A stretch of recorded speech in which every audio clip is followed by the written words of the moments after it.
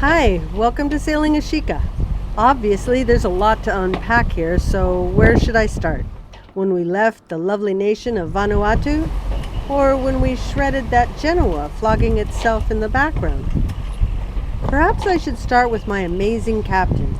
That's him there, on the mast. Dois, hanging on for dear life. Can you see that he's standing with each foot on a winch? Not a small thing. He is putting a line through a reefing kringle in an attempt to take the load off the sail slides still attached at the top of the mast, all while rolling 40 degrees in heavy seas. Living the dream, baby! Hang on! You're the man!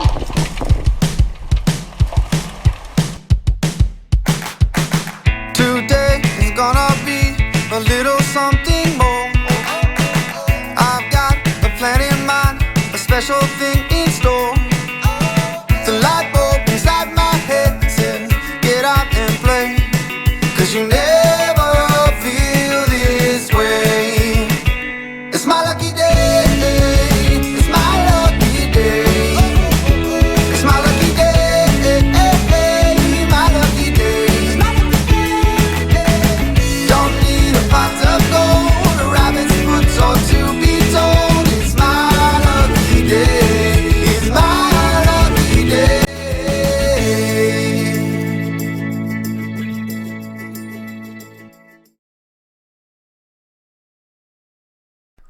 November 11th, Luganville, Santo Island, Vanuatu. Destination, Louisiade Islands in Papua New Guinea. Today was busy. Up early to check out, get propane, get last-minute groceries, and arrange for fuel.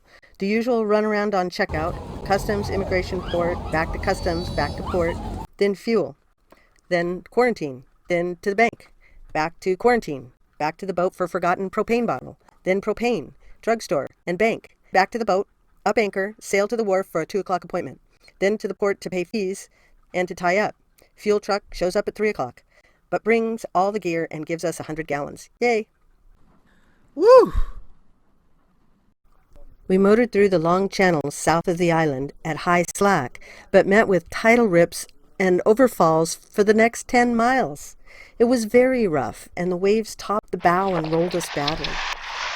A poor start, but once we rounded the southwest corner of Santo Island, we set the main in Genoa.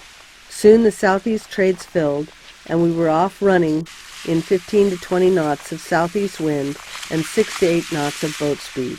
10 o'clock that night, we sailed out of the lee of Santo Island, and the wind really perked up, and the seas grew as well. Of course, 12 feet, maybe 15. We needed to reef the Genoa. Dois had prevented the main earlier, leading a line from the boom end forward to the bow cleat. I took the helm and steered deep downwind to block the Genoa from wind with the main. Dois got maybe a turn or two on the furler when it bound up, so he let out just a little bit more line. And before you could say, "Whiskey Tango Foxtrot," the sheet ran. The sail folded back on the headstay into a figure 8 and an all-out freaking knot in the middle. That's a wrap.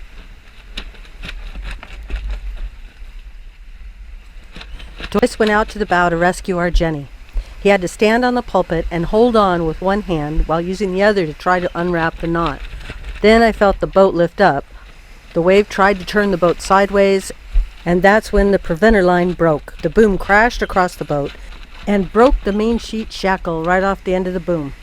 Another wave, and the boom rocketed back to rest again on starboard, swinging unencumbered out over the dark sea.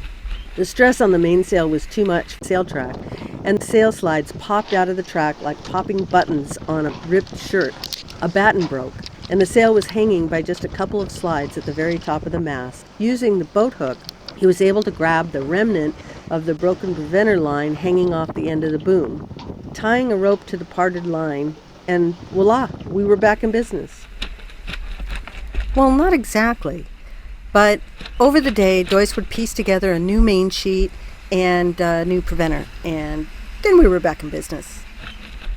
This is what the morning after a gale looks like. It's still blowing, the seas are still large, and we can see our losses clearly. But there's something truly glorious about the day. Maybe it's our own survival. Or perhaps it's just the feeling of a powered-up boat on the other side of a storm. So we are celebrating. Joyce is going out to the bow with the Joyce cam. Take your Dramamine, sit back and enjoy the ride.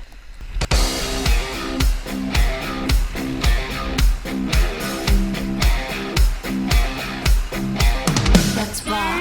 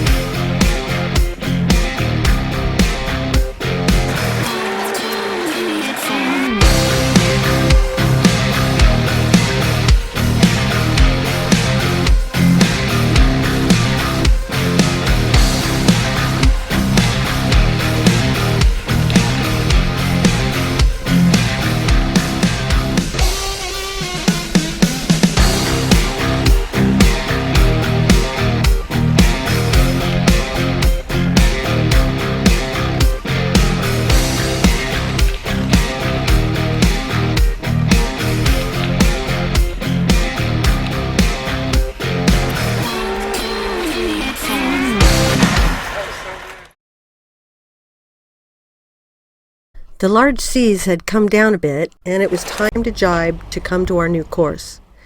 Joyce decided to put a strap in the first reefing kringle to support the main a bit more for the jibe. Our sailing abilities were a little inhibited, and our recourse in high winds was to douse the main. And if we did that, well, it couldn't go back up. The mast track was trashed.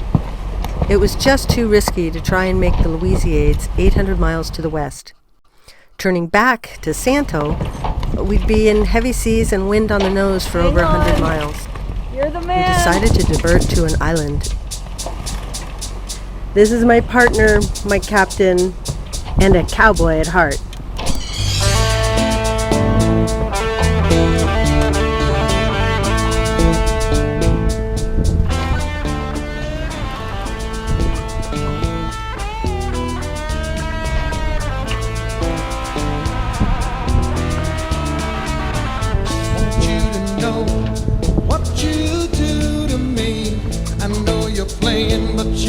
You ever wonder what you were doing when you were going to be 70? Ain't it amazing? This chemistry between you and me. You're too much fun.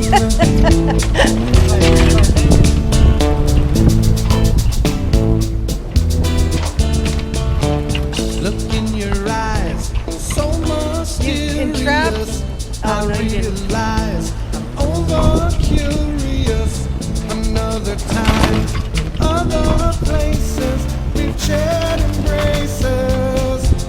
You're too much fun. Too much fun.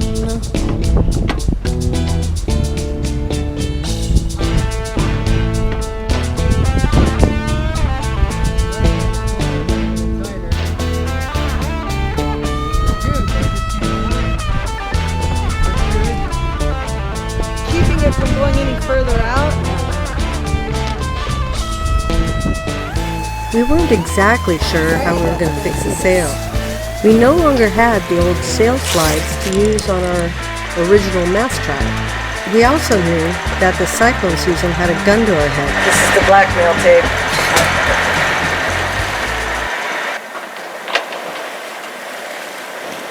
Our third night at sea was pretty miserable. Squalls, or tormentors as we used to call them in Mexico, did just that. Tormented. It was appallingly dark, and the only deliverance was zigzag lightning illuminating the squalls and thunder telling us how worried we should be. The bewitching hour delivered the most punishing squall yet. It broke Joyce's mast strap, then zipped off the sail track on the boom. The sail was now only attached at the head, the tack, and the clews. Since I Still 125 miles to a possible safe anchor. Too much fun. Yeah, you're too much fun. But you're on the run. Yeah, you're too much fun. But the squall did open our eyes to a small light at the end of the tunnel. The main has revealed quite a nice set of sail slides, and by leaving her footloose and fancy-free, we could sew those onto the sail luff and reattach the mainsail to the original mast track, the track that's underneath the destroyed track. We had the beginnings of a sail fix. We spent the rest of the day avoiding squalls or just taking them on the chin. We had been a little worried we wouldn't make it to the island before dark and would have to spend another night at sea.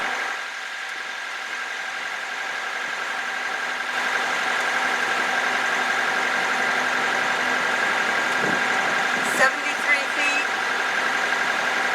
Say again? 69 feet.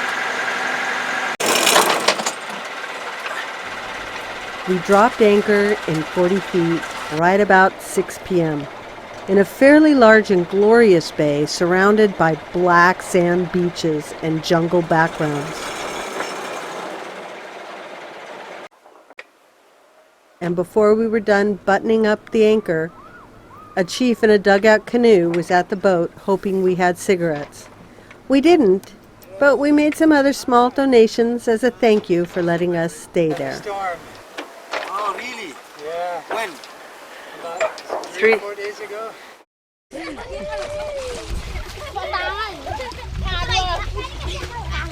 Despite our goal of sleeping until noon, by 8 a.m. we were surrounded by little natives who had swum out to the boat, splashing and laughing, and trying to pronounce our name.